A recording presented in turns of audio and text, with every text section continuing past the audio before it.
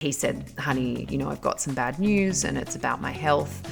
I've been diagnosed with mesothelioma. And he said, do you know what that is? And like any good millennial, I said, of course I do. And then quickly Googled it while I was on the phone to him. I have really committed to being Dad's advocate. I think my sense was he walked me in and I'm walking him out. That's the thing that I miss the most, like holding his hand. He had the best hands and I really miss that. It was a really strange situation.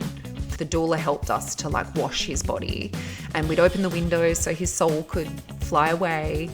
And I remember my littlest saying to me, Mum, when is he going to the angels? Crying because they loved Dad, but they were crying because they've both lost a parent. They've both lost their mum. And I remember them turning to me and going, welcome to the world's crappiest club. Hey, welcome back to another episode of Good Grief. Today, we're joined by an incredible woman on the other side of our country here in Australia. She goes by the name Casey Beros. She's an author, a speaker, and she's often in rooms with really smart people. But today, we're going to be talking about her grief and the loss of her father, Jack, along with her mother-in-law as well, and how she's gone about quite challenging grief through different periods of her life, and also what it's been like raising kids, being a mother, as well as somebody who's in the public eye as well on TV, got a large audience on Instagram as well. So Casey, welcome to the podcast. We're excited to have you. How are you? I'm good. Thanks for asking. It's so lovely to be here. I can't tell you how grateful I am to be able to have this conversation with you guys about something that we just do not talk about enough. So it's a real honor and a privilege to be here. Well, thanks for responding to us when we reached out on Insta. I don't know about you. Do you have Insta buddies? Like we've just got these Insta buddies all over the world. Yes. And it's one of the only things that I like about social media. You do strike up these really beautiful friendships. It is such a lovely part. It is a genuine community if you invest in it in the right way. And I used to have a real hate relationship with social media, and I am starting to come around to it much more for that very reason. Some of my dearest friends now have become really good buddies, and we've never met in person. It's kind of beautiful. Well, we look forward to changing that. Yeah. When you're over in Byron Bay and with your family, we can't wait to hang out. And I forgot to add something to your add to your intro. You're a recent dog mum. Mm-hmm. Yes, to little Basil. He's so cute. Is he there? He is. We don't want to interrupt him if he's sleeping, but I'm sure he'll wake up in a minute. He was not the dog on the bingo card. I'll give you the hot tip. I was a firm no puppy girl. I really wanted to get a dog from a refuge. My husband was very anti getting a small dog. We've always had bigger dogs, and so he was like, there's no chance. And we have somehow managed to end up with a miniature dachshund puppy. So he couldn't be smaller. He couldn't be more of a puppy, biting everything and keeping me up all night. So I am genuinely in the newborn phase again. So he's our third child, and we've only had him for a month, and I can't remember nor imagine, nor do I want to, life without him. He's that much a part of the family in a month. It's so beautiful. He's so cute. So special. Yesterday, he must have been behaving really well for us then, because he was all cuddles and shy. He's knackered. Yeah. That was quite strategic on my part. I took him out today and let him have a real good run around in the hope that he would sleep beautifully for us for the next little while. Oh, good dog mum. We're going through the similar stage with Ryan's mum. She's just got a puppy as well, and it's that whole toddler biting stage, all of that. Very fun. But I guess it's kind of like babies. It's like you can give the puppy back and you don't have to, I'm happy, puppy time, and then there you go, mum, all yours. So. Yeah. That's true. But we were just talking about how similar some of our story is. Oh my gosh, yes. So to let everyone know, Casey and I both married Ryans, which means because her last name is Beros. Oh no, well, so you don't have Ryan's last name. I kept mine. Oh, okay. We were going, you guys got the exact same initials. We've all got the same initials because you and I are a CB. Mm-hmm. but Unless Ryan's surname Ryan's- is B, is yeah. it? I don't know. Sadly, no, but I wish it was. oh, He could become a Beros. That's something that we definitely floated. And I have to admit, now that we have kids together, there is a little part of me that's like, oh, I kind of want to have the same name as everybody else. Who knows? That might change in the future. But at that point in time, you know, it was actually really important to me. And this was well before I lost Dad. But it felt like taking somebody else's name was a real disconnection from him. right. And Sure. I don't know, that didn't feel comfortable for me. And so, and also paperwork, right? So much paperwork. So I just I know, thought, no one tells you about that when you get married. Hey, I still haven't changed both my passports like 4 years on, so I get it. Yeah. Which name did the girls take? they took his. Okay. Yeah. Yeah. Sure. So and it's not really a good So not- hyphenated name. So yeah, they're his. So one day I might consider switching just so that I can be the same as them. Not feel like the black sheep So of the good. family. So other than our names, you've lost a father, your husband lost his mother. Similar to us, we've both lost a parent. What else was there? Our husbands are both into motorbikes. Hallelujah. We both married nice guys, not just Ryans, but Yes, nice we married the Ryans. nice guy. Yeah, nice Ryans. Look, all right, thank you both. But that's not what we're here to talk about today, and I'm sure your husband would agree with that as well. Would you introduce us, to your immediate family? We've spoken about Ryan, but your daughters as well. Yes, absolutely. Tell us about them. Absolutely. So little M, we'll call her, is 6.5. Very important that we tell people about the half. Yes.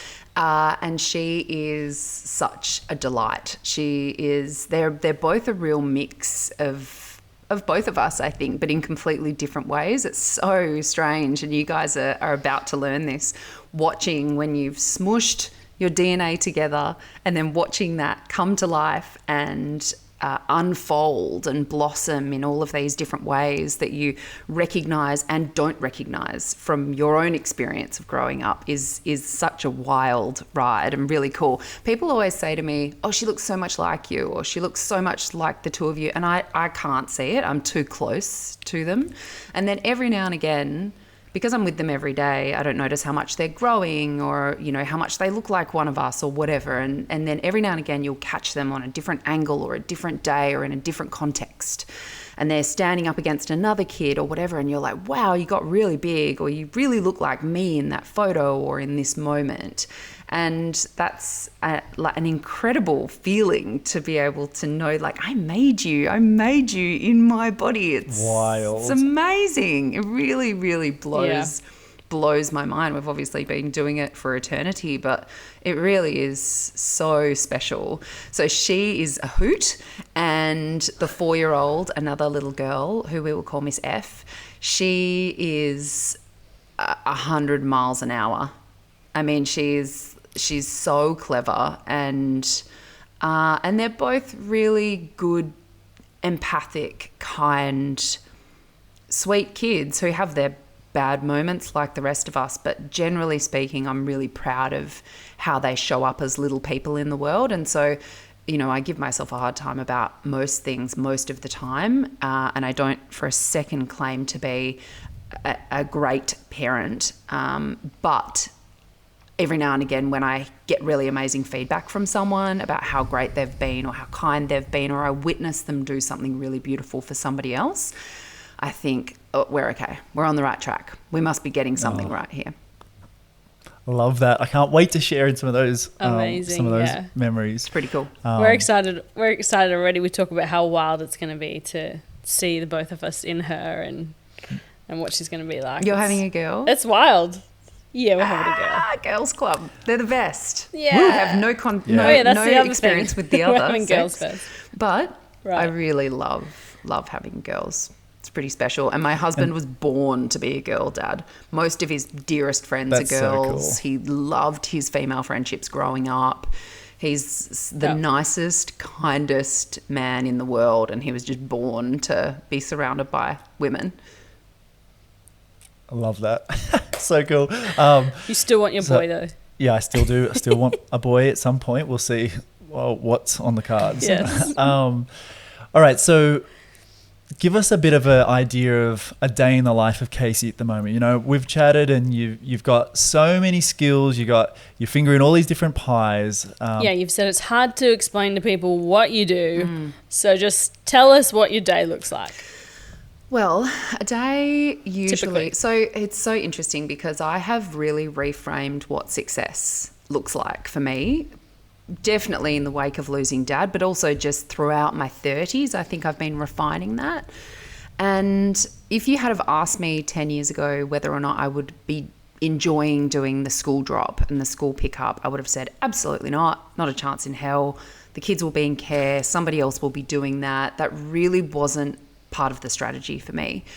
And now as I've gotten older, actually success, part of what success looks like for me is being able to do that. So I feel really lucky to be able to do the school drop, to be able to drop them off at school, to be there at the end of the day, to pick them up. The vast majority of days, that's me.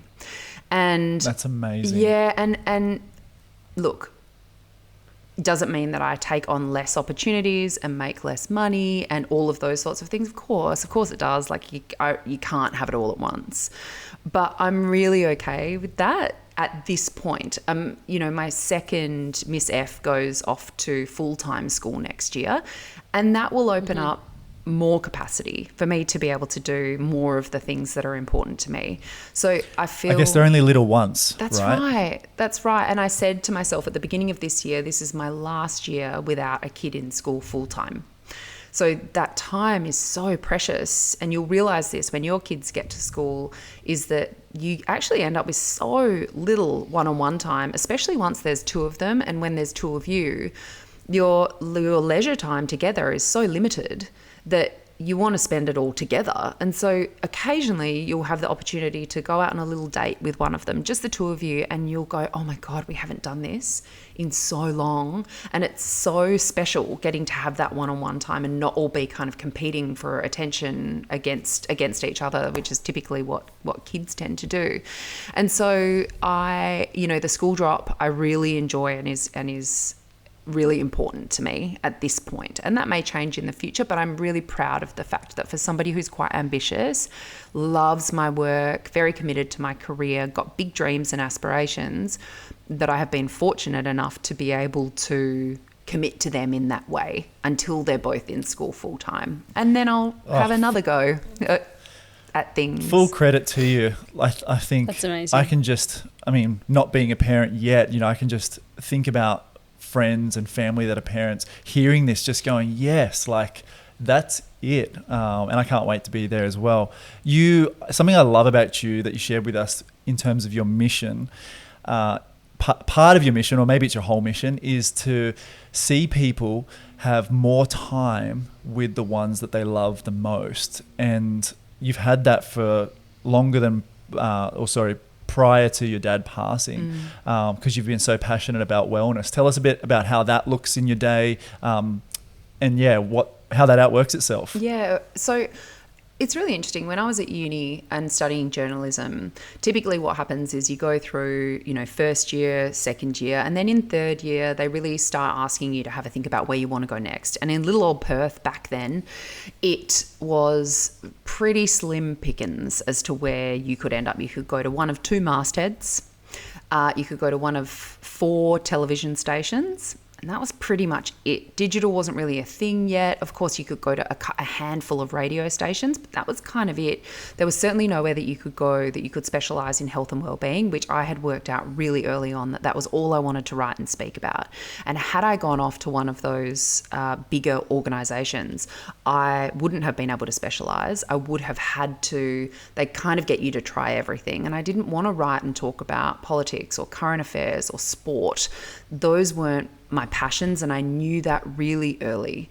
I think after, I was really interested in sport as I was growing up, and I think watching some people around me struggle with their health inspired in me a real thirst for knowledge around how we can live better lives. And it's, my mission that you just so beautifully articulated has really only crystallized in the last few years after 15 years of asking experts questions.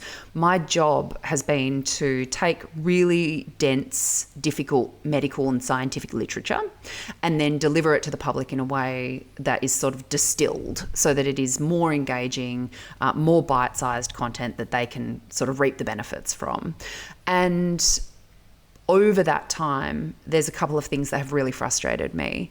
And the main one is that we have all of the knowledge, so much information, so many different plans and practices and practitioners and providers and so-called solutions. It's overwhelming. It's really overwhelming. And totally. So we have more knowledge at our fingertips than we have ever had. I mean, the stuff that we can get in a microsecond from our phones, it would blow our great-grandmothers' minds. And I feel really frustrated by the fact, and have felt for a long time very frustrated by the fact that if you look at any of the data around our health and well-being, it doesn't seem to be fixing the problem. And, we are sicker, fatter, more depressed, more miserable, more lonely than we have ever been. And so the so-called solution of this incredible, vast, as you said, overwhelming well of information isn't actually solving the problems. And that really frustrates me. Like, why is all of the knowledge not translating to action? So a big part of what I do is help people frame up why they might take on board some of that messaging. And 9 times out of 10, when I'm speaking in a room, sometimes to hundreds of people, I'll ask them to close their eyes and I'll say to them, I want you to think about Maybe it. you can do this now. Maybe you can just do this, like play this out live with everybody listening. Okay. Right? Yeah. Because there's going to be hundreds and hundreds of people listening to this. So let's just go through it. You take us on the journey. Absolutely. Everyone at home play along. Okay, let's do it. So I want everybody to close their eyes. I'll do it too so that you don't feel alone, whether you're listening or whether you're watching. So close your eyes and just settle into your seat wherever you are. Just for a second, we won't be here for long. I just want you to have a think about the thing in your life that is most important to you, that matters more to you than anything else. Now, I want you to pop your hand up if that thing is how many pairs of shoes you own. Now pop your hand up if it's how many followers you have on Instagram. Now pop it up if it is how many dollars you have in the bank. And now put it up if what came to your mind when I asked you that question was a person or people. So I can see you two, and you guys can see me. And if we could see everybody else, the honest truth is that in every single room that I've done this in, 99.9999999% of people have their hands up when I ask that question. And It's a little bit morbid, and I've always had a really good understanding of my own mortality. And I think for that reason, I often think to the end of my life, and I ask people to think to the end of theirs, because life can go so fast. I'm probably halfway through. I've just turned 40. I'll be lucky if I get another 40 years from here. And, we're so focused and driven on what car we drive and where we live and how we look and how many likes our post gets and all of those things. And I get that they take up headspace in the day-to-day, but I think if any of us try to fast track to the end of our lives and think about what really, really, really matters on their day, I don't think there's any of us that could say, when I'm on my deathbed, I'm going to be thinking, damn, I wish I'd made more sales. Or totally. You're so right. I'm so upset that I only have 1,000 followers on Instagram. They are going to be the furthest things. Ain't that the truth? From our minds. And I think it's a really powerful tool, actually, to kind of center us in the here and now.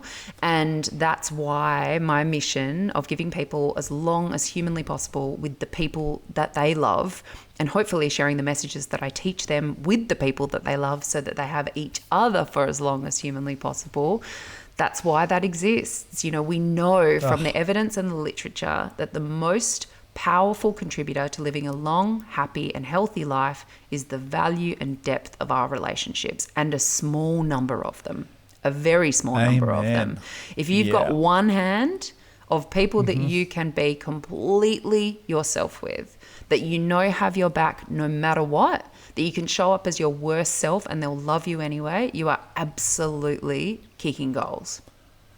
So good. Blessed, yeah. Oh, that's great perspective. yeah. Thanks, Casey. And so I just want to, I'll want to segue us a little Yeah. bit here, because we do want to hear about your incredible father. But this morning I saw on Instagram, you put up a little life hack about drinking a full bottle of water before you even have a coffee in the morning. Oof. And I felt like I needed to go to the toilet just by watching you scull this whole bottle. I love that you just share these little life wellness hacks to help people on that journey of like, oh, it's not as hard as we think to live a healthier life, so that we can have more time with the ones that we loved, you know, literally that exercise you just took us through. So on that note, the ones that we loved, can you tell us about your incredible father, Jack? Yeah. And the kind of man that he is? Yes, of course. And again, thank you for the opportunity to share his story, because he was so important to me. And I don't know about you guys, you're a bit further along in the grief journey than me. I'm only kind of coming up for 5 months now. But it did feel, in my experience, like there kind of was a window of time where it felt really appropriate to talk about it. People were asking about it a lot. And then, of course, understandably, everybody else's lives go back to normal and you're left sitting with this incredible grief. And I have some amazing friends that if I said to them, hey, can I talk about Dad for a bit? They would say, of course, absolutely.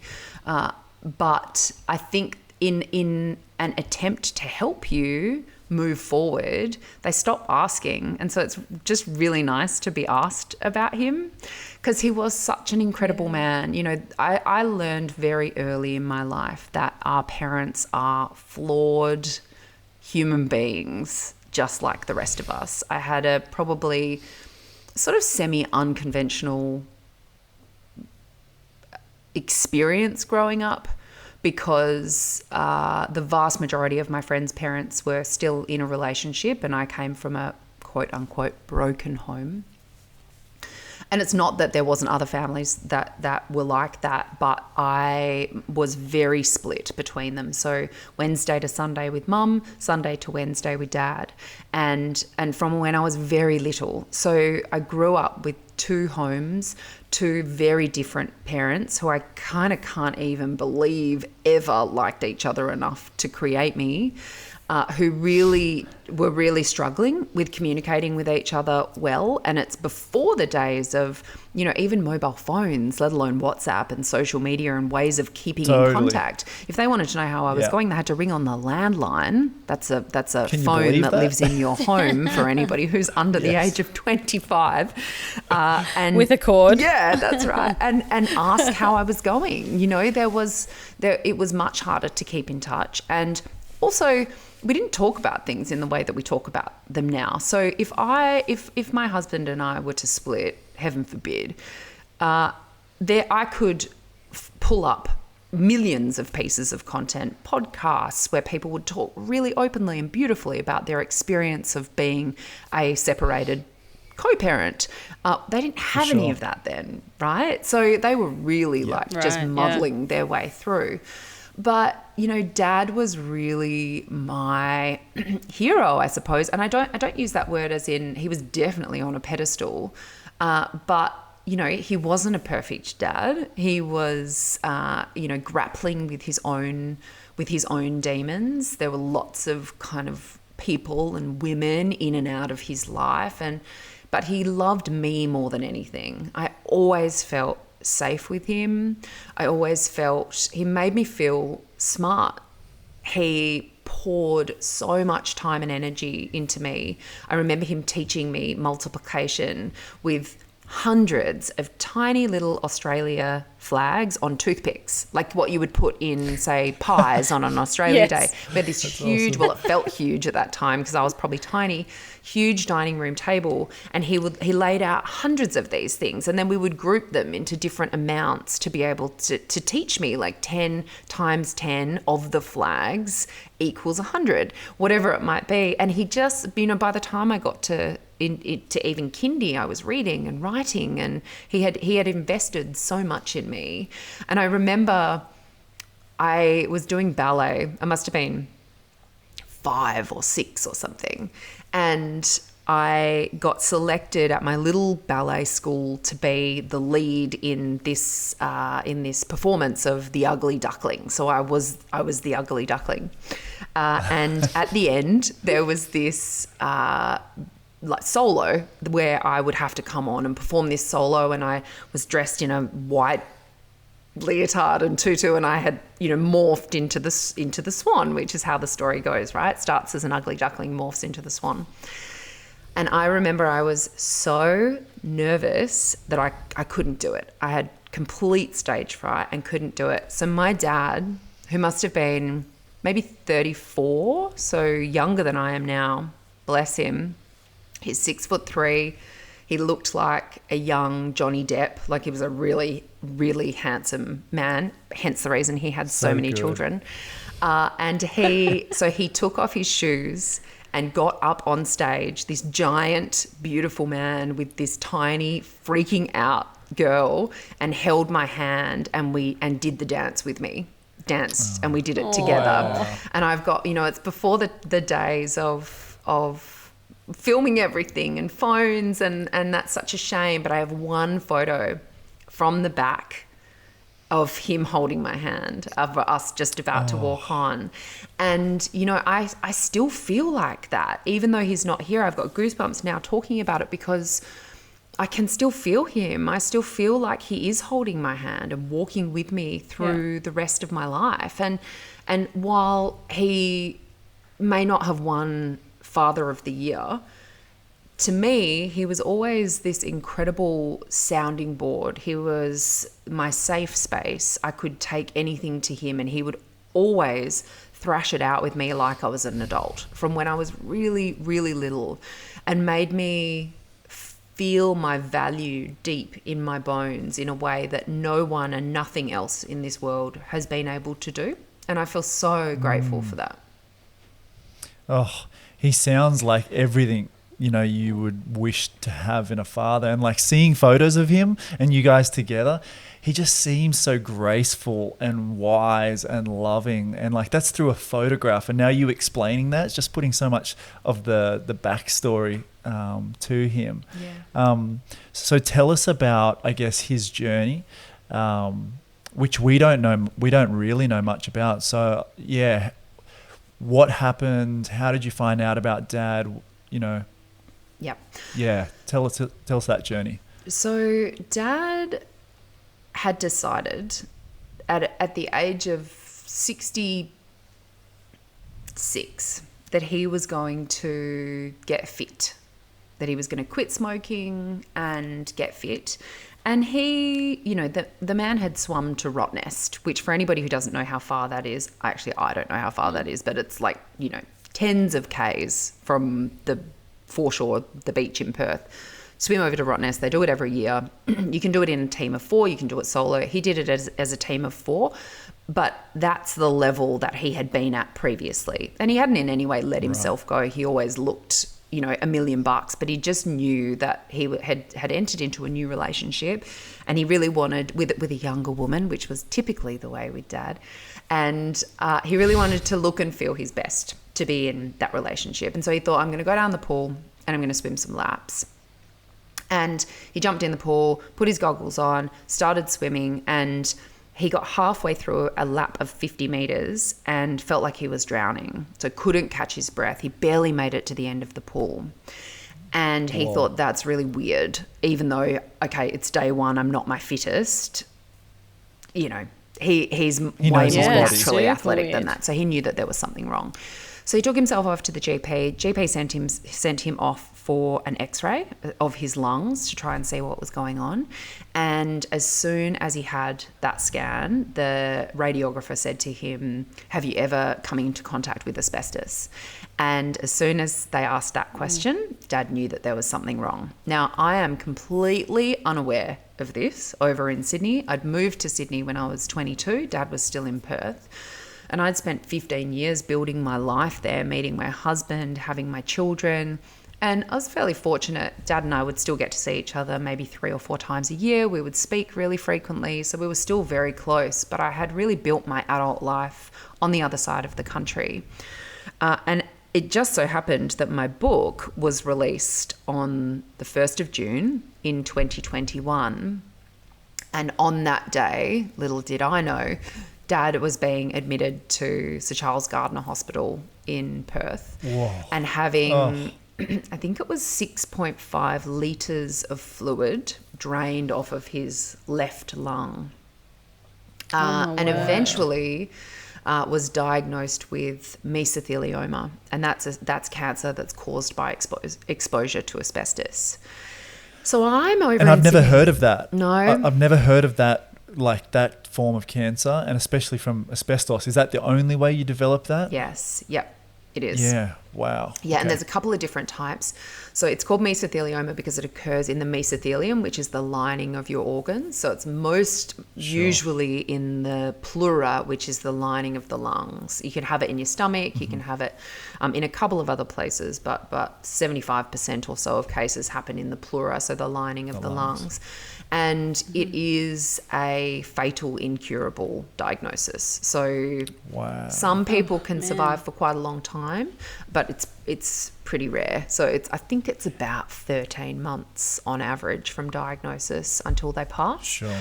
And I'm over in Sydney completely unaware that any of this is happening. And I think because I was very caught up in the release of my book, it was very exciting. I had a big fancy launch with lots of celebrities and people posting about it on social media. And I was a bit caught up. It probably didn't clock that it had been a little bit longer than usual that I would not speak to Dad. Probably been, a week or so, or maybe even a week and a half. And he had been messaging with me. That's probably what maybe didn't put me on the scent that there might be something wrong, because I sort of was hearing from him. And of course, something really exciting was happening for me. So I was sending him photos and we were trading messages. And he, of course, was not letting on that any of this was going on. And it was about, so with mesothelioma, they can suspect that that's the diagnosis. And this is the case with many cancers. But it takes them a little while to actually sift through. They needed to drain the fluid, then they needed to test the fluid, then they needed to work out what that diagnosis is definitively.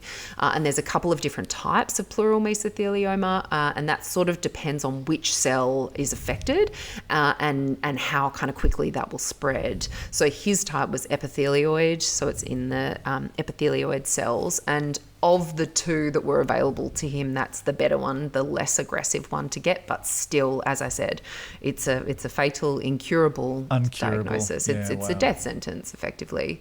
And I'm sure he was wanting to get final details before interrupting your big moment over there. I think that's right. And also, he was in this new relationship, and I think he had some support from somebody else. So he wasn't just going through all of this alone. He, was, as you say, he I'm sure, and as a parent, I would want to do the same thing, is getting all of my ducks in a row, knowing exactly what it is that I'm dealing with before letting on to anybody. And easy to do because I was on the other side of the country. So I remember my husband and I were in Wagga Wagga. My husband had graduated from his master's degree at Charles Sturt University that he had done online, and he had said to me, "There's no way that we're going to Wagga Wagga." And I was like, "We are going to Wagga Wagga for 4 years. I have let you go every weekend to do your master's. I have edited more assignments in the last 4 years than I should be the one getting the masters. We are going to Wagga Wagga, and I'm going to watch you walk across that stage in your gown with that stupid hat and put the thing on the other side." That is happening. So I got awesome. The whole family together. We all go to Wagga Wagga. It's like a 5 or 6 hour drive. I was like, we are going. So we're in Wagga Wagga, and I got a message from Dad, and I think it was like the day of the graduation. And now looking back, I can see that his response to my response to that message was not cryptic, but a little off. Yeah, just a little off. But I think I was so caught up in wanting to celebrate Ryan and let him have his moment in the sun that day. You know, so much of my life, as you said, at the top of this, being kind of in the public eye to some degree, so much of my life feels like the Casey show. It feels like we're celebrating signing a book deal or releasing a book or getting a TV show. Like, often our lives feel like we're doing a lot of celebrating of me and a lot of commiserating, let me tell you. But I really wanted him to have his moment in the sun. And so he sort of said, you know, can we find a time to chat? And I said, of course, can I give you a call tonight or tomorrow or something? We're celebrating Ryan today. And I have, you know, when you get a message from someone saying, can we talk? My immediate response to that is, of course, is everything okay? As if they're going to like drop some bombshell on you over text. But, you know, of course, immediately that's my response. And his response sort of didn't answer the is everything okay part of that message. And so now looking back, I can see that he sort of deftly, like a ninja, sidestepped that in a way that didn't elicit any kind of alarm in me. But when we did connect, I believe later that night, he said, honey, you know, I've got some bad news and it's about my health. I've been diagnosed with mesothelioma. And he said, do you know what that is? And like any good millennial, I said, of course I do. And then quickly Googled it while I was on the phone to him. And I remember seeing the search results come up. And one of the benefits of being a health journalist for such a long time is that you know very quickly which of the search results to pay attention to and which not to, right? We've all Googled, I've got a headache, and come back with some obscure source that says you've got a brain tumor, and you know to panic, or we tend to panic, I should say. Whereas at a very quick glance, my health journalist filter goes, not that one, not that one, not that one, that one. And I just remember clicking on it. It was a really reputable source. And I just felt the blood, like I can feel it happening now, drain from the top of my skull, as though if you had have been looking at me, I would have been changing colour slowly from my head to my toes. And I sat down. You're numb and tingly. I sat down on the bed, and anybody who's received one of those calls knows exactly what that feels like. And I think we live our lives trying desperately to avoid those calls, right? We're all terrified of them coming. And so I knew immediately that I was going to lose him. And I knew immediately that it was going to be sooner rather than later. And we made the decision to quickly wrap up in Wagga. And we drove via Canberra, which is on the way home, so that we could check in on Ryan's dad. And then we headed back up to Sydney, packed our bags and jumped on a plane to Perth, all four of us. We were very lucky that it was school holidays. My husband's a teacher, so we were able to do that. And when we landed in Perth, we landed at midday to a press conference with the then Premier Mark McGowan saying that he was closing the borders indefinitely at midnight. So 12 hours. Whoa. We made it by 12 hours, and then we were effectively stuck in Perth. So we had left our apartment as though we were coming back. We're coming back on the weekend, on Monday. Dirty washing in the washing basket, dishes in the sink, clothes. Food in the fridge, plants. Totally. We thought we were coming for a week or two to get Dad through a few appointments, work out the lay of the land, and then we would work out what needed to be done. And then, of course, with the border shut behind us, and you know, this was a time in our lives, and I'm sure everybody will remember this, where we were watching people say goodbye to Zoom, say goodbye to people that they love over Zoom on the Today Show, and people begging to be let back in across the border from New South Wales to Queensland because their beloved parent or brother or partner was dying imminently, and they weren't allowed in to see them. And I just knew that no matter what we had on and what was going on in Sydney, that there was nothing more important to me than being here to walk him through whatever was to come. And at that point, we were being told that we were going to have 6 to 12 months. And I feel how grey was that Oh, did you mean, sorry, from the doctors or from the state From the doctors, letting you back? the doctors. The From the state doctors, was wow. saying they were saying indefinitely. The rumor was Yeah. April, so from June to April, and we were being told by the doctors at that point that he had 6 to 12 months. And I am an my eternal, I like to say pessimist, but that's probably not right. But if you tell me there's 6 months, I take it as that you've got 6 months, and then if I get any more than that, that's a bonus to me. I don't thrive on hope. I thrive on reality, because if you tell me I've got 6 months, I'm going to make those 6 months the best 6 months, or at least as good as they can possibly be, and have all the time together and do and say all of the things so that to maximize that time. And then if I get more than that, that's great. So we made the decision to stay. We had a very dear group of friends and family who packed up our apartment, put all of our stuff in storage, put our car on a trailer, and we blinked and we had moved to Perth. Whoa. Without moving from the state. Yeah, without moving. And this was is June wild. 21?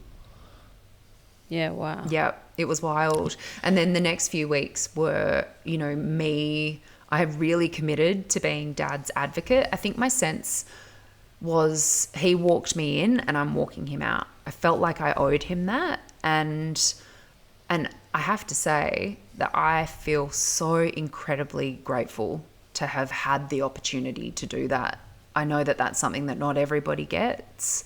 Lots of people get that phone call that say they had a heart attack today and they're gone.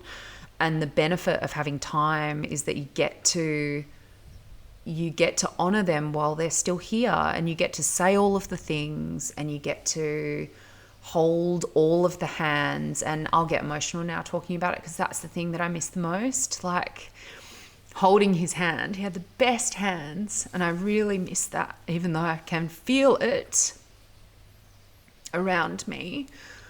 That's the thing that I miss the most, Oh, totally.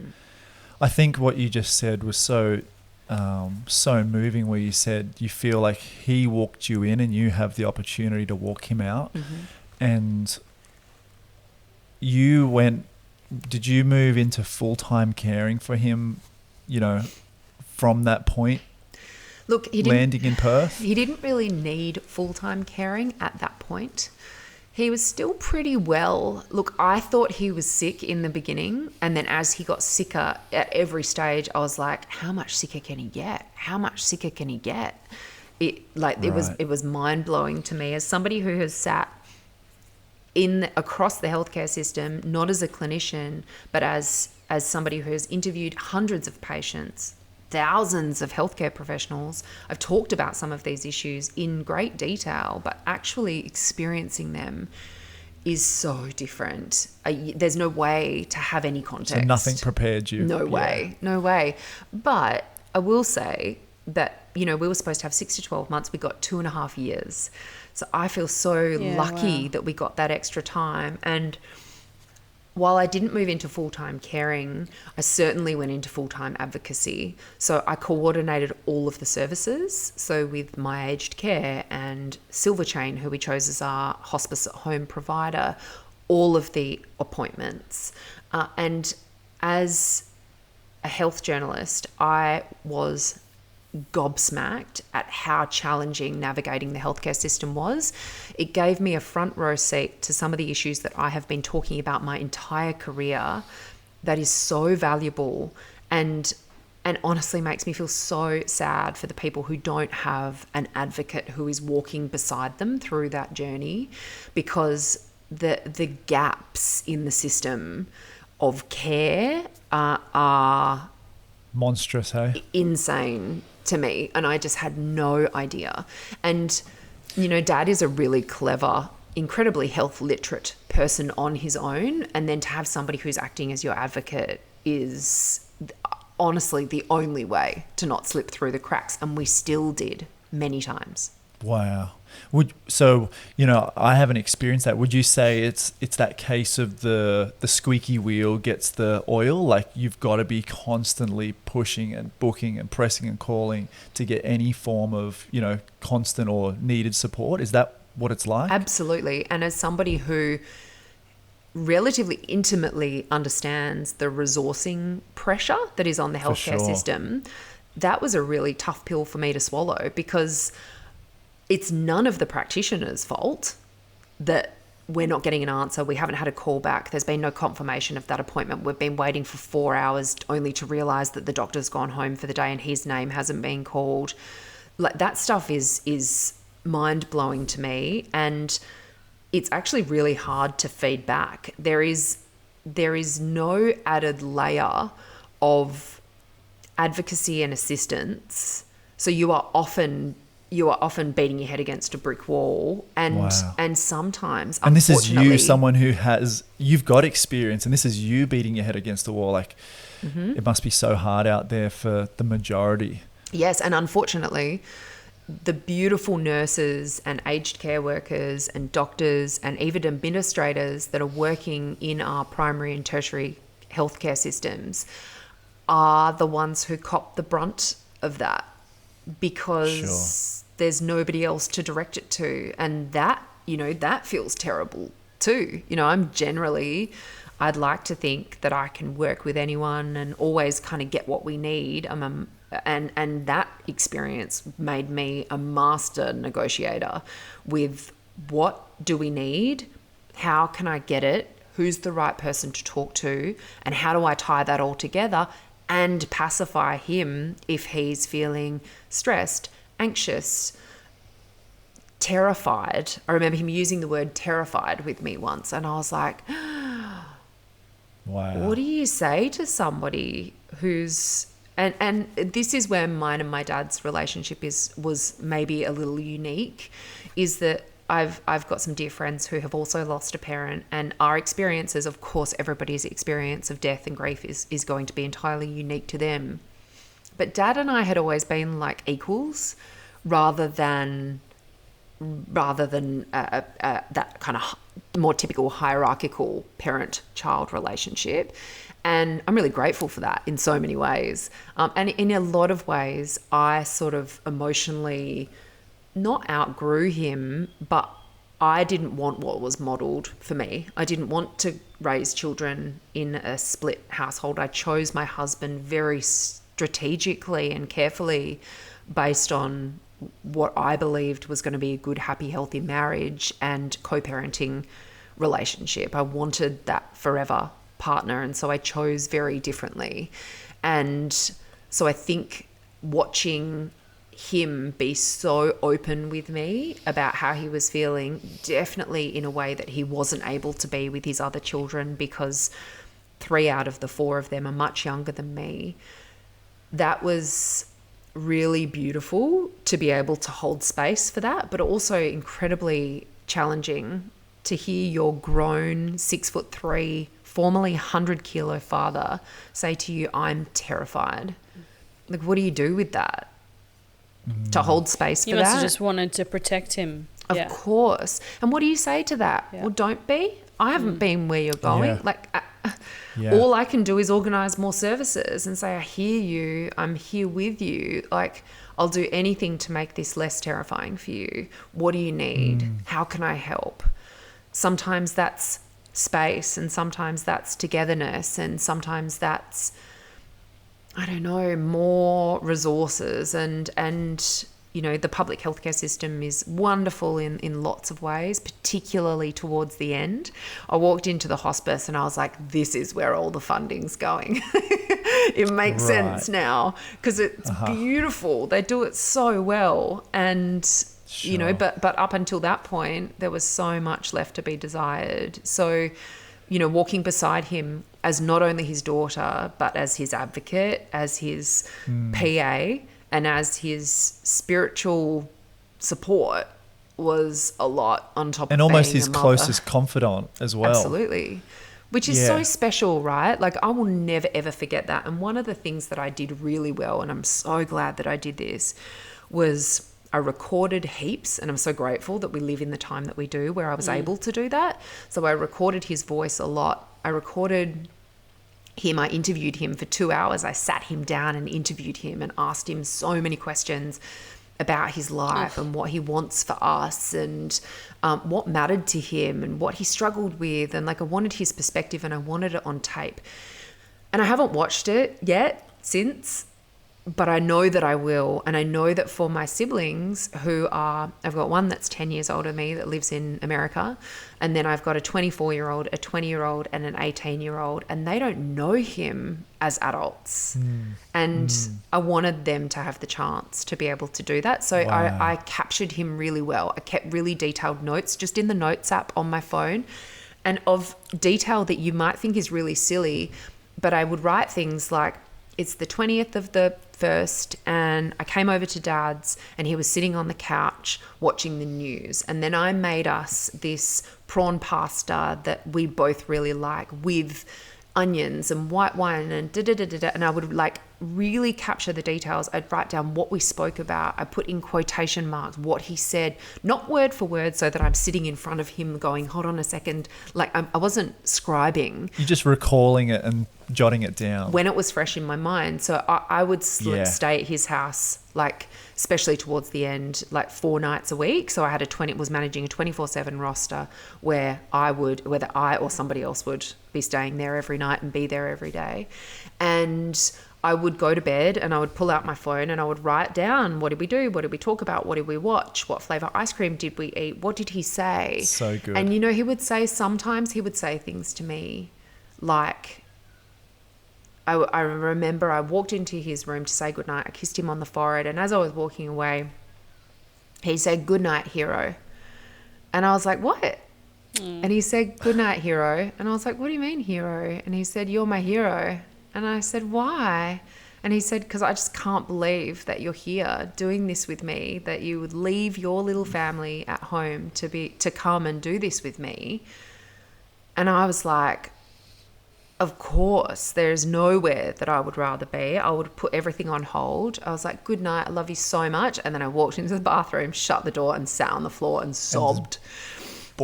Just turned on the tap so that he couldn't hear me sobbing in the bathroom. But Whoa. I can remember that quite vividly. I can remember that one quite vividly, but there's so many others that I would have absolutely forgotten had I not written them down in that moment. So good. I wanted to ask you, as a journalist and as a passionate writer, where that came into your story. And I love that you did it, before Dad passed. That's just such a special way to go about it. For me, Dad was a tragic death for me. And so I didn't write leading up because I had no idea. But leading on, it was my notes app, and I'd wake up in the middle of the night crying already. I don't know if you experienced that. I'd be crying in my sleep, and I just jot down, "It's raining today." We just sat in the lounge room, and I documented the post, death. But it's such a great practical thing that can help you process, especially something like cancer, as you're leading up to, that moment which you don't know is coming. I love those small comments. "Dad did this. He sat down and he looked at me this way." Like, those things mean so much after we lose them. It's crazy, hey? I couldn't agree more. And I appreciate that not everybody listening to this feels like a writer. And so you can do it. You can capture them however feels comfortable for you. One of the things that I used to do is, as we were driving, because I knew that I would miss our conversation so much, I would just hit voice record on my phone just so that it was just capturing us having a conversation about the weather and the beach. And like, it didn't have to be any kind of really poignant moment, but just so that I had lots of his voice on tape that I could listen to later. So it doesn't have to be, the written word. But I agree with you. I think that those things mean so much. And I would often, particularly towards the end, I would often just set the camera up and I would turn it on us in a way that wasn't obvious to him. And I might be brushing his hair or rubbing his feet or making his bed or anything. But that's partially because I've made a career out of talking about things that we don't talk about. And I really wanted to capture, and I did it with his consent, I really wanted to capture some content that would allow me to tell that story. And I started publishing on Substack, a publication called Next of Kin. And for anybody who doesn't know, Substack is essentially like a blogging platform that allows writers to connect directly with their readers and their readers to support their work. So you can have a free membership where you'll get, I release an article every fortnight for all of my free subscribers. And you can also be a paid member for like $1.25 a week or something, and the writer gets to set that. They can charge however much they want to. I wouldn't mind to be about the price of a coffee a month, if you can afford the price of a coffee a month. And what that gets subscribers is more in-depth content, so conversations with experts, and a real community of people that want to live better lives and share that knowledge with the people that they love most, again, so that they can have as much time with each other as humanly possible. But in the beginning, Dad and I wrote Substack together. We wrote Next of Kin together. Whoa. So I would write the post, I'd send it over to him. I'd be like, Dad, you write this bit, I'll write this bit. And you'll notice if you go back and look at the original post, there are some, this is Dad's section. And I feel so grateful that we got to talk about that in such a lot of detail. And I talked about what my hopes were for the publication. And we talked at length about how much improvement needs to happen in that sector, the system. Yeah. And I think, I've always known that it's by telling stories that we can make a difference. And so if Next of Kin is the light on the path for one person who is navigating in any way a similar journey, and it's not just about grief, it's about all of the things that I love, then that will feel like a really worthwhile pursuit. So capturing him and then being able to share him. You just said before, I saw the photos and I saw the videos, and to be able to share him with the world, and I talk about him on every stage that I'm on. I share our story in the context of it really is our people that are the most important thing to us. And about a month or 6 weeks before he died, we had talked about getting matching tattoos for a long time. Oh, no way. Yeah. And we loved Dr. Seuss. Dr. Seuss was my favorite when I was little, and his favorite. And we really loved that book, Oh, the Places You'll Go. And for anybody who hasn't read it, it's so beautiful and poignant. And it's this incredible story of you kind of losing your way and finding your way and losing your way and finding your way again.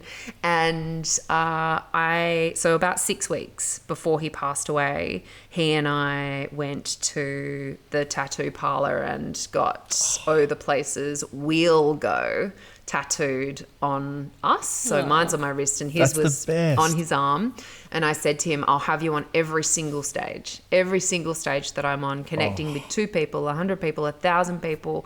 Hopefully one day, many thousands of people, you'll be right there with me. Because did you guys ever watch that show with Kevin Costner called Yellowstone?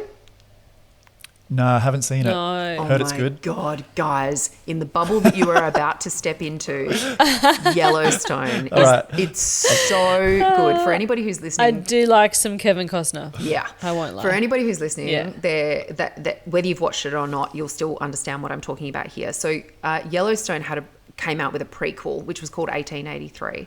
And it's sort of a Indian, cowboys and Indians kind of vibe. Yeah. And there's this one beautiful scene where there's this older cowboy and this younger cowgirl, and she's just lost the love of her life in a fight.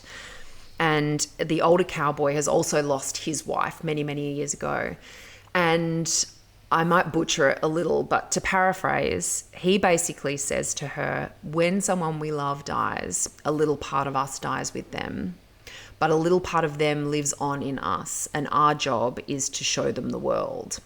So that, for me, that Oh, the Places We'll Go is, I said to Dad, I'm going to speak on stages all over the world, and I'm going to take you with me. And I do feel him there with me, and seeing people's reaction to this story that is so sadly common. We're all going to lose a parent. We're all going to lose 2. Right. And at some point, and to be able to share that in a way that really highlights the key issue as to why I do what I do, which is to try to give people as much time together as possible. And our health is the only way that we can do that. I don't care how much money you have.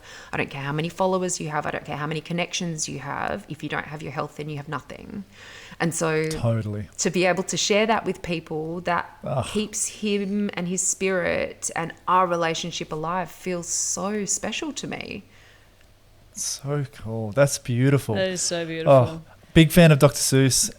Big fan of tattoos. I love that you did that. And you guys, man, the bond that you both had to be able to journey together. Like, I can only just imagine, your dad and him understanding the reality of where his health was at and having you so close and to be so open with each other and talk about that stuff. As hard as it is to say, it's a real blessing, that you did have that together. And we love to ask people, and I think you just answered it beautifully, like, what is the legacy that you're continuing and how are you honoring and remembering them? And I just think that is so special to take him on stage, and that he knew that before he passed. Yes.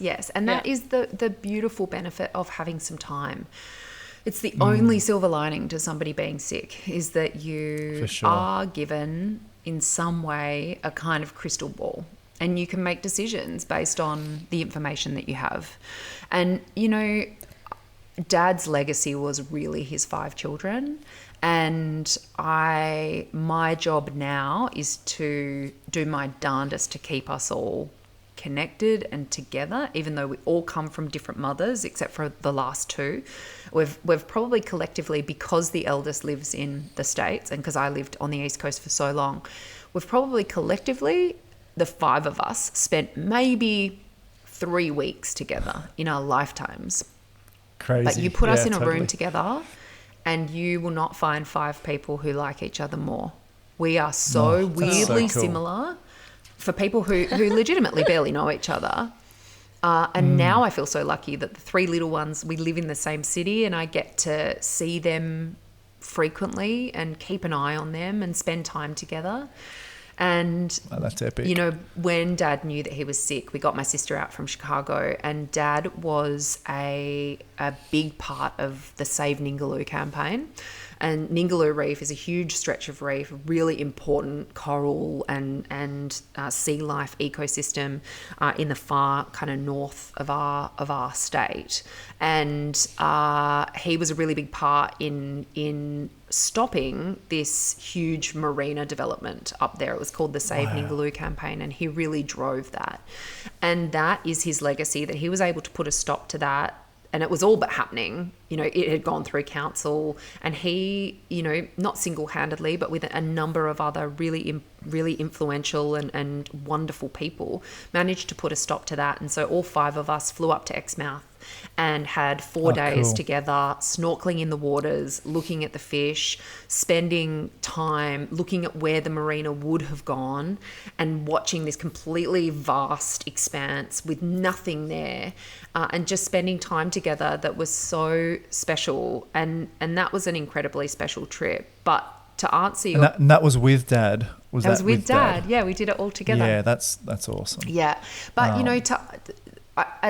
as I said about having time, one of the things that I think I did well with Dad was I honoured him while he was still with us. So I spent probably 6 months interviewing our family members and a handful of his best, dearest friends and his girlfriend and his parents. And I put together this sort of 40-minute long documentary style, almost like an Australian Story episode of his life for him, with no other intention than showing it to him.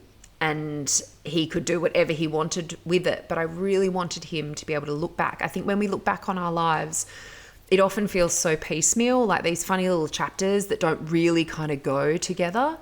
And it's only really looking back when you see it presented back to you that you're like, oh, that makes sense. And I loved some people and I was deeply loved, and I managed to achieve some really cool things. The Save Ningaloo campaign was one. He was a huge part of what's called the Mankind Project here. So this network of men kind of supporting and helping each other.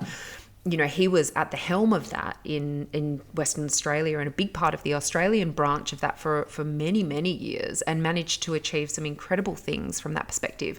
And seeing that all come together, like to be at the end of your life and to be able to look back and go, I had some people who loved me, I loved really well, and I achieved a couple of things that I think are really important for the world. That's as good as it gets, in my opinion. And to be able to craft something that presented that back to him and allowed him to watch it was so special. And I will never, ever forget pulling out my laptop and saying, Dad, I've got something to show you. And it was just him and me sitting on his bed with our socks that is on, so special, eating ice cream.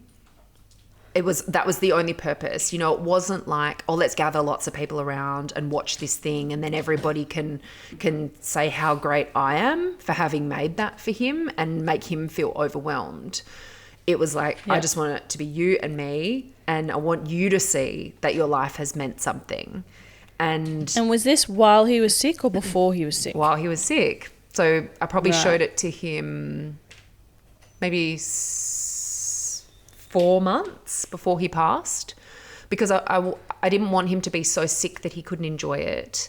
And I wanted him to be able to 100%. go through the rest of his life knowing that it had meant something, like really knowing that it had meant something. And that was really special to be able to do that. And then we toured it around to every lounge room known to man where he would show it, and I would sit through it again feeling awkward. Which was really sweet. He loved it, and it's something for us, right? Totally. To be able to look back on and go, God, that's who we were when that happened. So I love the creative. I love the creative in you that you've taken and implemented. I think that'll be so practical for those listening. Yeah. Whether someone they're on the journey with is on that journey, and they are passing. But even after the fact, being able to record some of those memories is really special. I'd love to know about your kids and raising them on this journey. How old were they when your dad passed, and how has that changed your parenting, and how have you continued his legacy or shown him in their lives, if that makes sense? So a couple of big questions. Yeah. So they were 3 and 6. So it happened in November. So they were 3, almost 4 and 6. And, I was gone a lot, particularly towards the end, to care for him, in staying at his home. And he would often come and stay with us too. But being around young kids was a lot for him, which is totally understandable. So often I would go and stay with him, and I think what we did well was that we really talked them through it, and in the beginning they were really cool with it. Actually, they were like, Mum, it's okay, go and look after Papa. And then towards the end, my eldest in particular started to go quite wobbly, so I would have to get Dad covered until I got them to bed. And then I would go to Dad's, and then I would get up in the morning and come back in order to be able to do the school run. And that worked for a while, and then they started cottoning on to the fact that I was going to go. And so they would ask, and I never wanted to lie to them, because I never wanted them to wake up in the night and want their mum and me not be there, and me having told them that I would be there. So I think what we did quite well was that we spoke to them. Even when I was a little girl, you wouldn't have been spoken to about death and illness in the way that we do now. So I was really honest with them in a way that was age appropriate, and I was really also honest with them about the fact that while things felt really yucky right now, and Mummy's gone a lot, that it's not going to be like this forever. Their world is so small. And they need to know that it isn't going to be like this forever. I mean, kids are more resilient than we give them credit for, right? So I think that they can actually, they actually can deal with more than we might ordinarily give them. And so I think we did that quite well. We talked about it. We read books about it. And we spent a lot of time with Dad, a lot of time. And I think they could see that he was deteriorating and declining. And because we had lost my mother-in-law, my eldest was 2 when we lost my mother-in-law, and I was 22 weeks pregnant with my second when she passed. So my eldest had some context for loss, not in a way that I think was conscious, but certainly in her little body, which is probably why she was a bit more rattled than the youngest was, because there was some experience living in her. She'd been through it once before. Yes. Yeah. And Jo, my mother-in-law, used to drive up from Canberra to Sydney, so 3-hour drive every Sunday night, sleep at our house on Sunday night, look after my eldest all day on Monday, sleep at our house again on Monday night, where I would make us sit on the couch side by side, because we lived in a tiny apartment. And so we would sit on the couch side by side, eating our dinner on our laps, watching some horrific television show like Married at First Sight or something. And had I known that our days with her were so limited, I would have set the table, even though it was tiny, and sat around and looked her in the eye and asked her questions. But we don't do those things because we think that they're going to be around forever. And we're in the throes of new parenthood and a relatively new marriage. You know, we'd only been married for a year or so by the time I first arrived on the scene. So I was really hyper aware of that context in my eldest, that she had that. And, you know, I think that we can repair a lot of damage that's done. So we knew that it was happening. We did everything that we could to put in place some safeguards for her. But the truth was that I wasn't prepared to give up caring for Dad. I wasn't prepared, or I also wasn't prepared to do any damage to her, but I also wasn't prepared to give up on looking after Dad, because I knew that that was a finite period of time. Totally. So we talked about it a lot. We did that really well. And, you know, interestingly, my girls were there when he died. We all were. We had dinner. Wow. We were at the apartment. And we'd all eaten dinner, and Dad was in a hospital bed in his room, and I feel really proud of the fact that he was able to die at home. That's what he wanted. And I finished dinner and went to check on him, and he just looked different. Like his breathing had sort of changed. And we worked with the most incredible doula. And for anybody who is listening to this, who is in Western Australia and needs a doula, an end-of-life doula, please direct message me on Instagram or get in touch with me and ask me for this person's contact details, because they were the absolute, I could not have done it. And that is exactly right. They were an angel. Yeah. And I went and grabbed her. She was there at the house with us. I went and grabbed her and said, can you just come in and check on Dad with me? And she looked at him and she looked at me and she said, he's close. And so we grabbed everybody and brought them in. But we left the girls in the lounge room because I don't know, what do you do in that moment, right? Like, I didn't know whether they should come and be in, and we were all bursting into tears and holding each other, and that felt like kind of an intense environment for them to be in. They were happily watching a movie, so we kind of left them there to do that. But once he had passed, we all got changed into his T-shirts, which is such a weird thing to do. I don't even know who suggested it or why we did it, but we just did. No, that's beautiful. And that's such a cool, sentimental little moment. Yeah. You'll remember that forever, won't you? Totally. And we even took a photo. And it's like, what do you do when you don't like put your arms around each other and go, that Dad is, you're not smiling. So Dad's it was a really strange situation. Yeah. Wow. But we put the T-shirts on, and the doula helped us to like wash his body, and we'd open the windows so his soul could fly away. And my husband brought the girls in, and the eldest, he decided that he was going to take them home, that they could go and give him a kiss, and then he would take them home and put them to bed. It was beyond their bedtime anyway. And my eldest said to me, no, Mum, I really want to stay and wash Papa's body with you. So she was really committed. Wow. She's 6 and she really wanted to be a part of it. And we actually didn't, in the end, let her do that. I think we bribed her with something to get her to go home. And I don't know whether that was the right call, but that was what we did in the moment. And I remember my littlest saying to me, because we had always used the analogy that they're going to the angels. And I think that was a hangover from my mother-in-law, because my eldest was so little when she passed. how else do you explain that? You know, she's How else going. do you describe that? Yeah. She's going to the angels, and so we just kind of, I don't know, naturally reused that in the context of Dad. And I remember my littlest saying to me, "Mum, when is he going to the angels?" And I said, "Oh, darling, he's gone to the angels. That's why we've got the window open so that his soul could go to the angels." And she goes, "No, Mum, he's still right there." And so she's pointing at his body.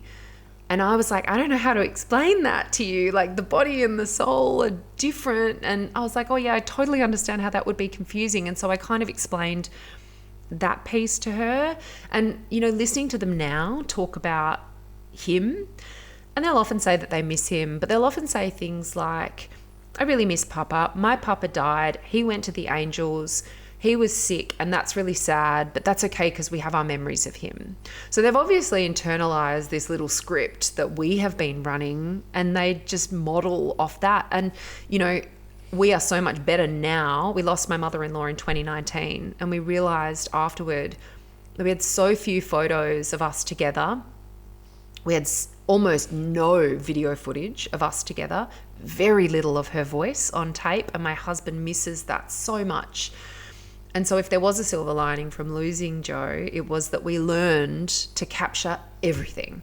So now we capture everything. And I captured everything with Dad, and so I have that for them in a way that we don't have for her, which makes me really sad that we don't have that. I was going to say that earlier, that I think not only is it great for your siblings, everything you've captured, but also for your girls. Yeah.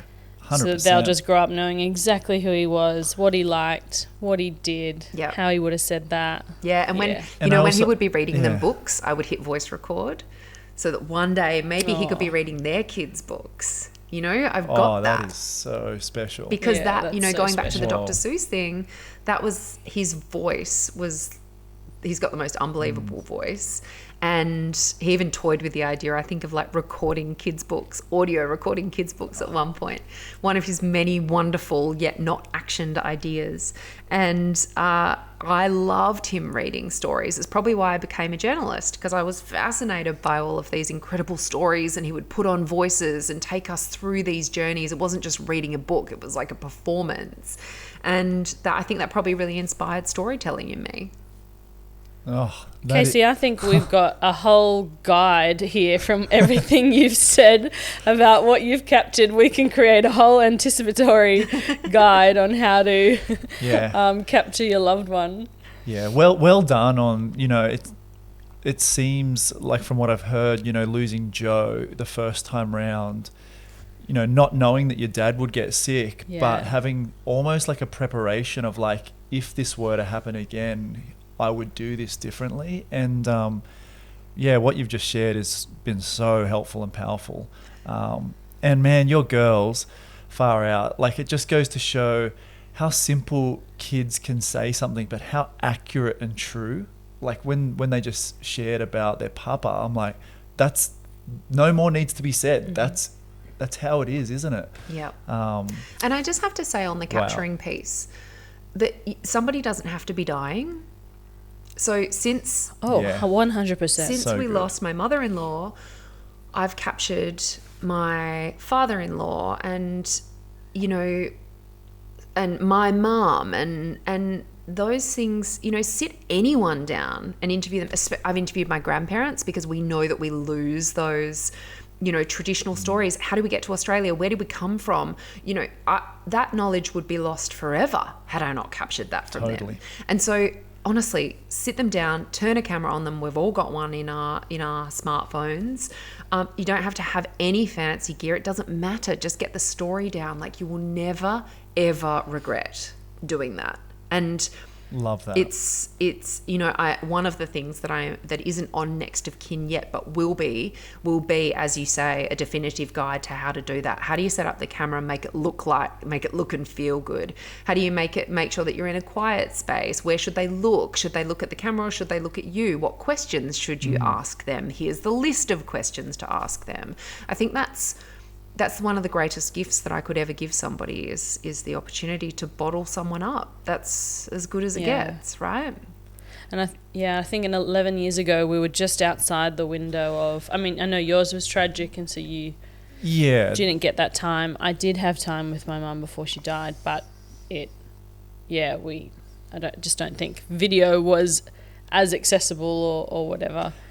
Hey. And I wish I did think of it. Like, I wish I did think, and I've since then passed on similar advice to my friends who knew that their parents were dying or whatever, and I said, just capture whatever you can, however you can. Yeah. And yeah, I wish someone had said that to me. And I was Hey, lucky. Casey, have you? I was lucky that Dad was really go open ahead. to it. I was lucky that Dad was Yeah. really open to that, because not everybody would be, right? I've certainly read plenty Totally. of stories from other people going, we just did not talk about death. They just would not go there. So I was lucky that Dad was open to that. I was always really honest, because there is something slightly uncomfortable about every time he would be playing with my daughters or reading them a book or whatever, I'm like out with the phone, capturing everything. And I don't know if this is just in my head, but the subtext is kind of like, you're dying, I'm recording. And you don't want it to feel like that all the time, right? And my husband would do it all the time. He'd pull out his phone and capture photos, and I would see this flicker of acknowledgement in Dad that there was a reason behind why we were doing that. But I don't think you can get around that. I think having a conversation with them up front about the fact that, about your intention. If it's okay with you, I'd like to take lots of photos and lots of video footage and maybe record some of our conversations, and I'd love to interview you if you're open to it, so that we've got some content with you to be able to look at in the future when we miss you. That's essentially why you're doing it. But consent is obviously important, and so I think it's just about how you approach that conversation. And, you know, with all your content, have you heard, and this only just came across our path recently, have you heard of, there's a company called Life's QR, which enables you to, they send you out a QR code. We're waiting on one at the moment. This is pretty cool. I can't wait to test this. And it depends, on a couple of things, but you can stick this QR code. It's like a stainless steel. You can stick it to a headstone. You can stick it to a park bench, Like a little badge. And people can, scan that QR, and you can upload photos, video, story of your loved ones, so they can get an experience and a taste of them. And I'm just like, oh my, this is cool. And so I just thought of all your content. So, it sounds like this next of kin thing, but for gravestones. When you walk, things, I don't mind a walk through a cemetery and just reading people's stories and different things, but seeing a QR code, which I haven't seen yet, and I probably haven't walked around in a cemetery recently, but scanning that and learning more about someone, I'm like, that's pretty powerful. That's so really anyway, cool. I just wondered if you'd heard of that. I'll send you the link. Yes, please. I'd love that. Hey, I want to, just as we sort of wrap up, I would love to know from you, in this 5-month journey that you've been on, has there been something really special or beautiful that a friend or a family member or a stranger has done towards you that has really touched you, through your grief? It's such a good question. I was legitimately blown away by the level of support that came my way. And, it is those simple things of like dropping over a meal or, sometimes at that point I was drinking alcohol. So, dropping over some drinks or bringing me lunch to make sure that I was eating properly, or offering to have my kids for a few hours so that to help free up the pressure. And, that's big. That kind of constant checking in without let me know if there's anything I can do, because I will never let you know if there's anything that you can do. I need you to tell me what you're doing. Ain't that the truth? And make it really easy for me, because it is very, very hard for me to ask. So, and I think people are starting to understand that better now. So a number of times I would get messages from someone saying, I'm dropping over dinner. It can be today or it can be Friday. Which day is better for you? Or so good. I can give you I can have your kids for 4 hours on Saturday or Sunday. Which one works better for you? Whatever, but just like making it really, really easy for the person to be able to accept it. I think easy decisions. That's right. So that I was, every single time a meal or a bunch of flowers or a voucher or anything like that rocked up on my doorstep or on my phone, I was really genuinely touched. You know, one thing that a girlfriend of mine did is that she knew that I probably wouldn't have had any time for exercise. So she gifted me, she's the most beautiful girl. She owns and runs an incredible Pilates business called Peaches Pilates. Shout out to them. And she gifted me an annual membership, like an annual virtual membership on my phone, saying, I love you. I care about you. I know that you're probably not getting much time for yourself. I hope that this helps. And that felt really, because it was exactly what I needed. And, amazing. You know, to be able to carve out 10 minutes to move my body or whatever, that felt really special. But I have to say, the piece that took the cake for me was Dad passed on the 14th of November. And on the 3rd of January, I turned 40.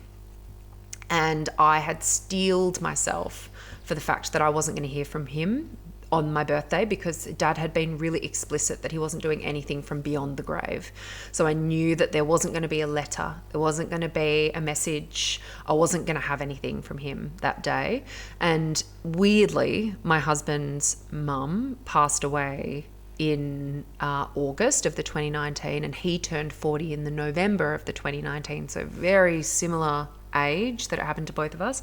And then, you know, coming up for not just a birthday, but a really big birthday, that I made sure there was only, with my mother-in-law, there was only 6 weeks from when she was diagnosed to when she passed. So her decline was really, really rapid. But a couple of weeks before she passed, I could see what was happening, and I knew that she'd probably lost the ability to write at that point. But I said to her, can we write a card for Ryan for his birthday? You speak and I'll write. So that on his birthday, I could give him something that, while it wasn't written by her, it was her words captured on the card. And wow, that's beautiful. Even though that was incredibly hard to hand over on the day, I know how much that meant to him. And I had completely prepared myself for the fact that I wasn't going to get that, because Dad had told me that he wasn't doing anything from beyond the grave. And so I had prepared myself for that. And then I was away with my family, my little immediate family, plus my mum, my sister, and her family. And my husband pulled out his laptop and connected it to the television and said, you know, I've got something to show you. And my dear best friend, it actually feels unlawful even calling her that, because she's so much more than that to me. She's my sister, my mother, she's like everything to me. From over on the East Coast, had created a video where she had interviewed my mum, my sister, my best friends, my husband, and before he had passed, my dad. And so on that day, I got to hear from him, and I didn't think that I was going to get that. So to see his face pop up on the screen, and, you know, to hear his like wishes and hopes for me as I moved forward from 40 was so powerful and so special. And it took me hours to recover from that. Totally. I spoke to her. Oh my gosh, I started crying at the start of that story, just knowing where it was going. You caught me off guard. I did not know that was coming. I know. You got me. She had sent my husband the questions, and he had sat down with Dad, and you know how he kept that secret for months, knowing that I was going to get that. Was just like, that was just the greatest gift that anyone could have given me. And again, capturing the content, because not only do I have the little grabs that she selected to include in the video, I have the full interview file, and I haven't watched it yet because I just haven't felt ready. Like, it still feels too raw, yeah. but the fact that I have that is, I just am so unbelievably grateful that she would take the time to do that for me. That is, and you know, she lost her dad, so she gets it better than anyone. You know, on the day that Dad passed, I walked into my kitchen. I came home, actually it was the morning after Dad had passed. I walked into my kitchen, and one of my best friends and my husband were both standing in the kitchen hugging each other, crying. And they were crying because they knew what I was going through. They were crying because they loved Dad, but they were crying because they've both lost a parent. They both lost their mum. And I remember them turning to me and going, "Welcome to the world's crappiest club." Yeah. And I was like, it. I get it in a way that I could never have gotten it before.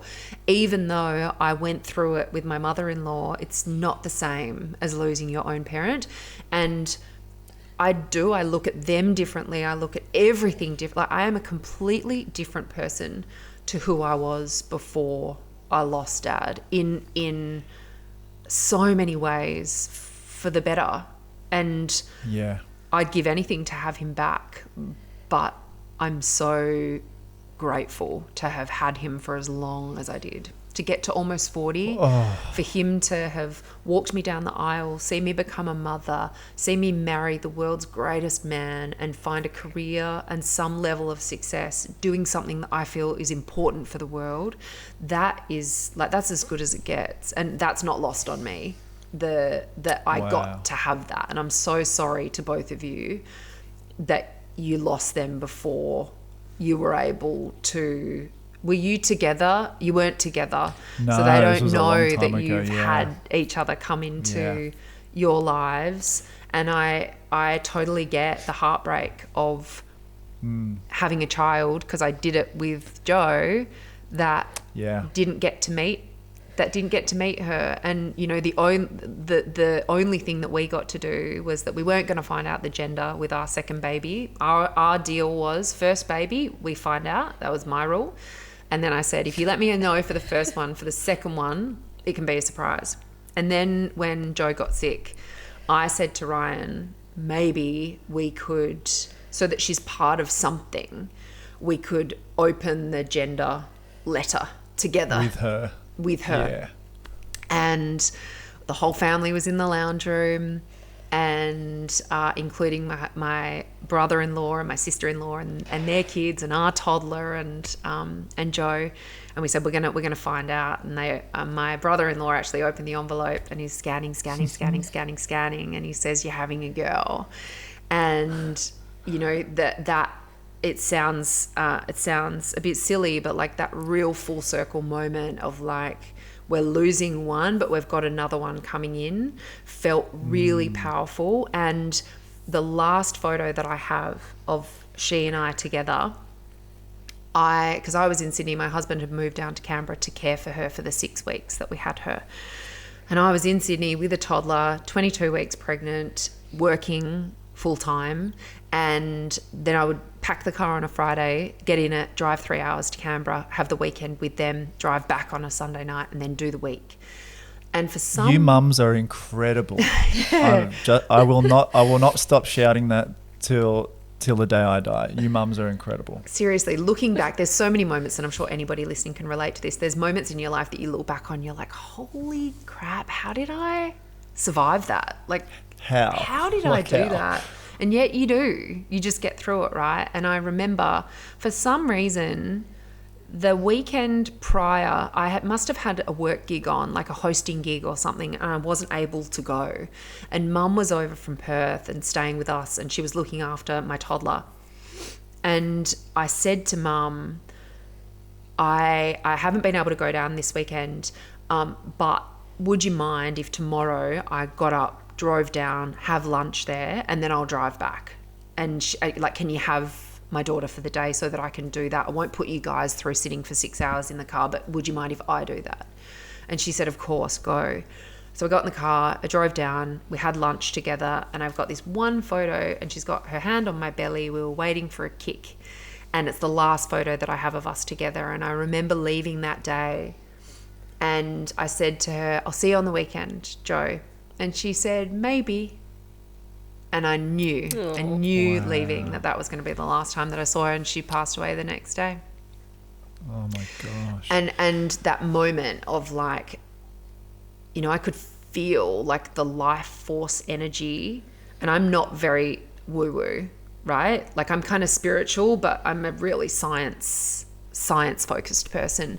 But I remember really trying to feel by osmosis some kind of life force coming through her hand and into my belly. And we named my youngest, and I won't share her name because I don't do that. That's okay. But we named her after after my mother-in-law in some way, a variation of part of her name. That's awesome. And we were able to share with her Beautiful. before she passed that was our plan. And so that she would be honoured in that way. And I will tell you this story because I think it's really important. On the night that I went into labour, I remember... Where could this go? Where could this go? Oh my gosh. This might send me into labour. Oh my God. So I go into labour and I ring the hospital to say I've gone into labour, and they answer the phone and go, "Hello, Prince of Wales Hospital, beep speaking. The name of the you're baby." gonna name your daughter. Yeah. Oh my gosh. I was like, Wow. what? Yes. And it's not a common name. Okay. But I was just like, whoa. And then that midwife, when I went in there, she was supposed to go finish her shift and go home. And she was like, she knew what had happened to us. And she said, "I'm not leaving here until you have this baby." And she stayed. What a beautiful soul. Yeah. Oh my gosh. Yeah. So special. Wow. Oh, Casey. Oh, there's some angel people out there that are just beautiful, aren't they? They just make moments in our life that... Yeah. She's one. You're I'll one never of them, forget by her. the way. Oh, that's really But kind. you're one of them, by the way. And like, we've just been so blessed by this conversation. I can't wait to hang out with you and your family and meet your girls and your husband, who seems like my brother from another mother. Thank you so much for today. I think one of my favorite moments just here towards the end was you just sharing in such wisdom how you had time with your dad, but then you wouldn't be who you are without having lost him. And that is as much a gift as it is pain. That, you know, I just feel like personally it was like an injection of empathy that I thought that I had, but I truly didn't until I lost mine. And just hearing you echo those words, I was like, yes, that's it. And if somebody could walk away from this conversation with a glimmer of that type of hope, that we can grow through our grief and it can ripple, like the ripple effect of that onto other people can change the world. I think that's what you were born for, and the fact that we're having this conversation for today. So thank you for hanging out with us and sharing your story of all your loved ones and your family. Oh, my absolute I had pleasure. that same thought, and I'm 100% in agreement with that. Yeah. And Kaylee's got to clean herself up because she's been crying for half the episode. Sorry, guys. I couldn't input there sometimes. I was just lost in my tears.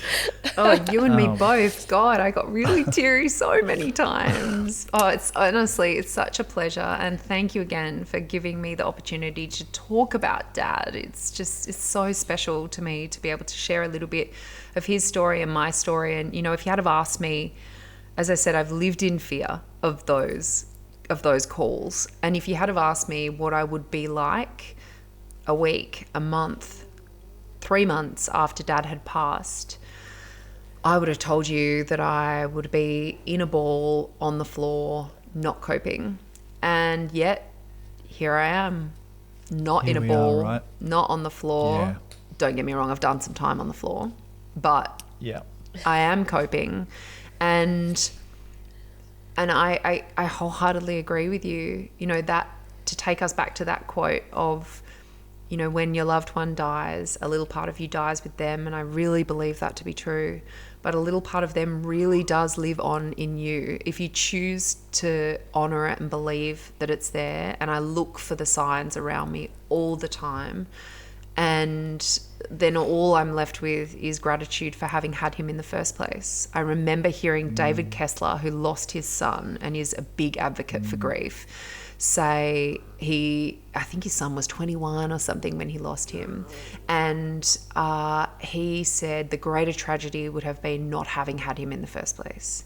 And I hold on to that a lot because I was so lucky to have my dad as my dad. Of all the dads that I could have had, he chose me, or the universe chose me to be his, and I wouldn't be who I am without him, and my kids wouldn't be who they are without me, and on and on and on it goes. That's right. So he's in all of us, and to have the opportunity to share a little bit of his story is really special to me. So thank you, and thank you for the wonderful work that you guys do. I just think you're both amazing. You're going to be amazing parents, and you're amazing people. Thank you. You're so welcome, and I'm going to make sure that your Insta is below so that everybody can connect, especially if they want to connect for a doula in Western Australia. And if they want to connect on any other reason, if they feel like, hey, you're a sister from another mister, then you guys can connect as well.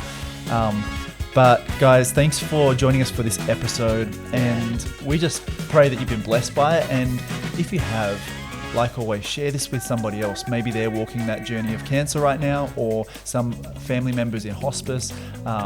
Please pass this on to them, and let's let Casey's story be a ripple effect in yours and others' world. So until next time, be blessed, and big love from us. Thanks, guys. Big love. Bye for now.